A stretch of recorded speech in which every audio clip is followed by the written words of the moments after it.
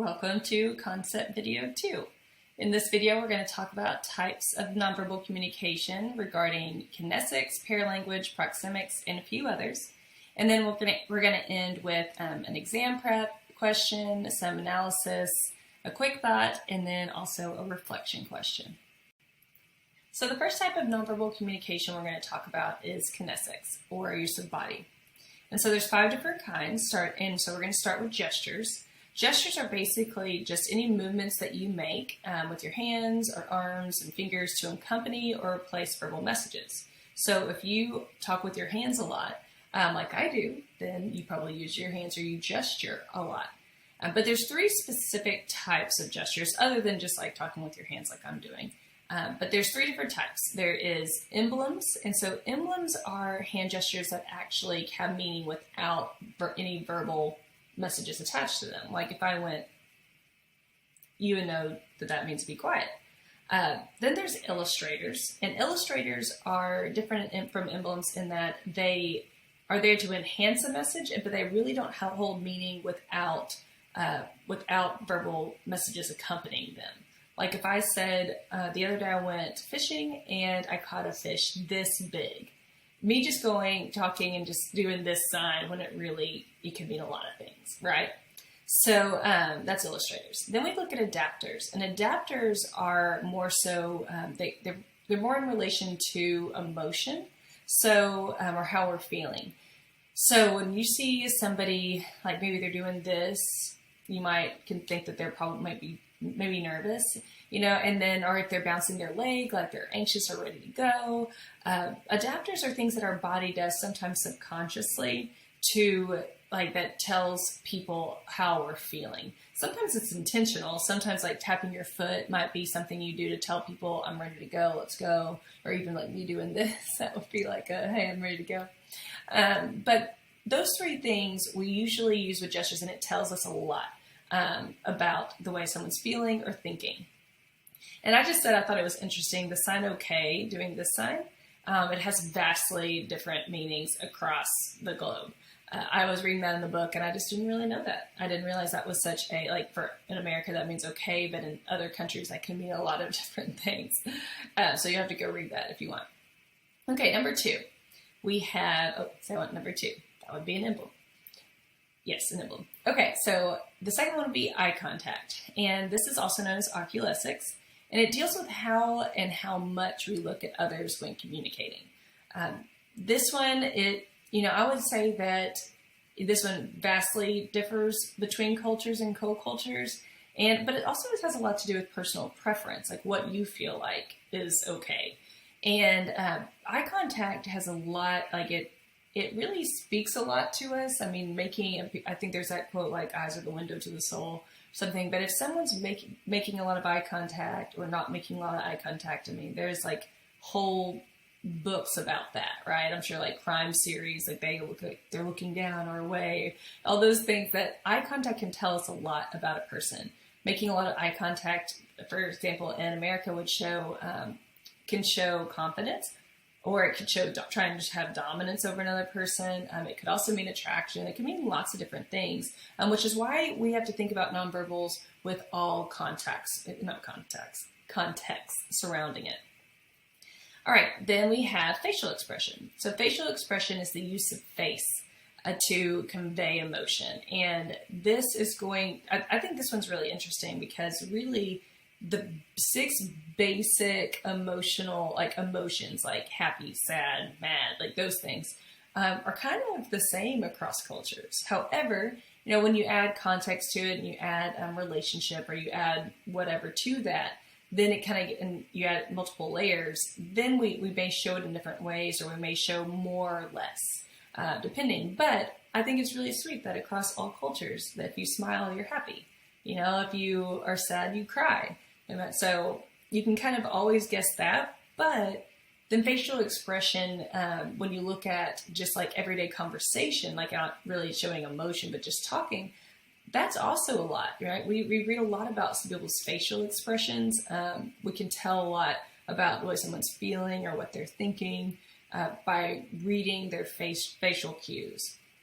So Then we have posture, and posture has to do with the way you move your body to communicate attentiveness, respect, dominance, and lots of other things. But the main ways we do this is body position. Well, actually, before I go into that, you may think about like, slouching versus sitting up, what that conveys. Slouching probably seems nervous or cold or anxious, and standing up straight conveys, that you are confident, that you're attentive. But there's other aspects of it, like body position, and this refers to which way you're facing your body, or the position of your body in relation to other people. And there's two different ways. There's direct and indirect. Right now I'm using direct because I'm facing the camera. If I were to like turn my body but kind of like look over at you and listen, that would be indirect. And then you have body movement. So this is the changing of body position and of the direct or indirect. And sometimes this is motivated and sometimes it's unmotivated. And so an example of this might be like if you're sitting talking to someone and you're upset, and you're trying to tell them that you're upset, but they're not really listening to you, or they say something that upsets you back. You might like cross your leg the other way, or you might turn your body the other way, and that communicates like I'm not happy with you, right? Like I don't want to talk to you anymore. Versus if we're talking and then they're like, hey, I really want to understand. So then we turn and we're like, okay, I want to tell you about this. See what I mean? So like that would be body movement, and then fixing your body position in relation to the other person. Okay, and then we have touch, and this is called haptics, and this is how much we use touch to communicate with others. And so sometimes this is spontaneous, like say that you watch a scary movie and you're sitting by someone and something scared you and you were like, oh, and you grab that person. Or like when I'm driving, like if I were driving, or I remember like my mom would drive and like slam on her brakes, sometimes she'd throw out that arm in front of me, and that's spontaneous. Then also spontaneous, it doesn't have to be something big like that. It can also just be like, oh, I'm just touching somebody and moving on. But then sometimes this is ritualized, like shaking hands, high-fiving, or sometimes it's task-related. And task-related can be like, it can be something as simple as you see a speck of something in someone's hair, and so you grab it and you take it out. You touch them, but for a purpose. Right. It also might be like if you were employed, like if you were a nurse or a doctor, you're going to have to touch somebody in order to do your job. So task related also has to do like with like if you're trying to comfort somebody, or hugging. Ritualized might be like hugging someone when you say hello. And then touch is very preference based. So I think that this has a lot to do with upbringing, and co-cultures, and like have you ever been like met people that are like, oh, I'm a hugger, or people who you can just tell I don't like when you touch them. That one, I think it's a lot with personal preference, but I think a lot of it has to do with like past experience, what you're used to, and then that definitely differs across cultures vastly. All right, next we have paralanguage, which is the use of voice. So there's three main ways that we do this. The first one of these is kind of multifaceted though.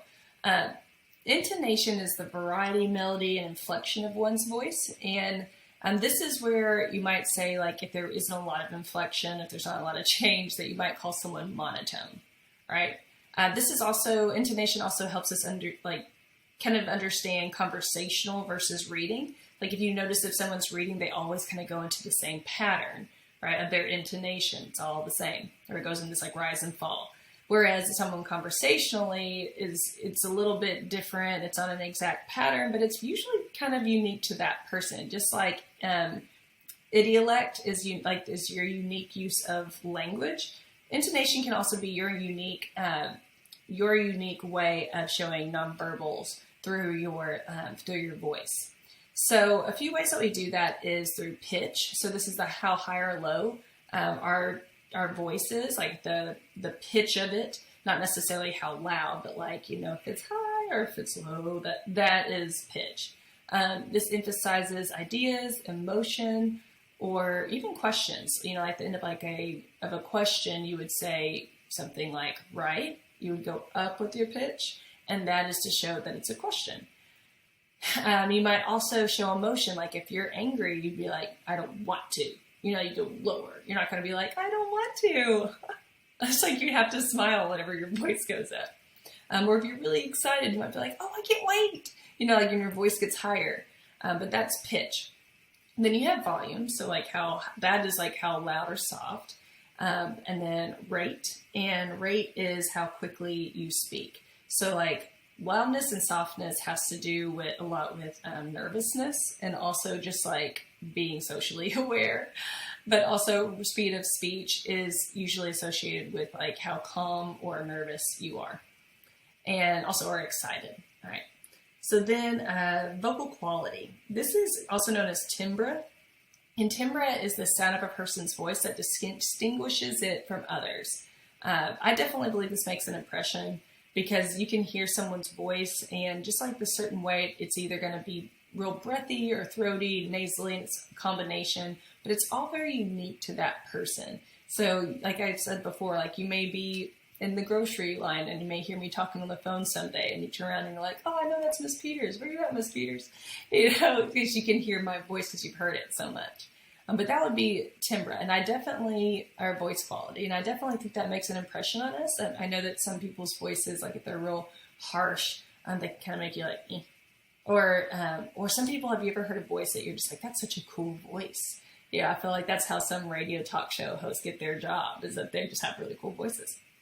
And then vocalized pauses. So these are extraneous sounds that interrupt fluid speech. So I call these vocal fillers. They're things like saying like a lot, okay. And we all use them to a degree, and that's okay. I mean, that's normal to use them to a degree. The issue is when they become redundant or excessive, they can become very distracting. That's why in public speaking, they say very much try to limit it because it's supposed to be more formal. I don't think you have to limit it entirely, but you definitely don't want it to be something that people continuously hear over and over. In conversation, I think it can kind of be the same way. Sometimes I've had a friend before, and every 2 seconds she'll stop her sentence and go, and then she'll start another one. And sometimes I have to say, okay, wait, finish that sentence. I don't know because you didn't finish the sentence. So we want to be aware of that and how often that we use them.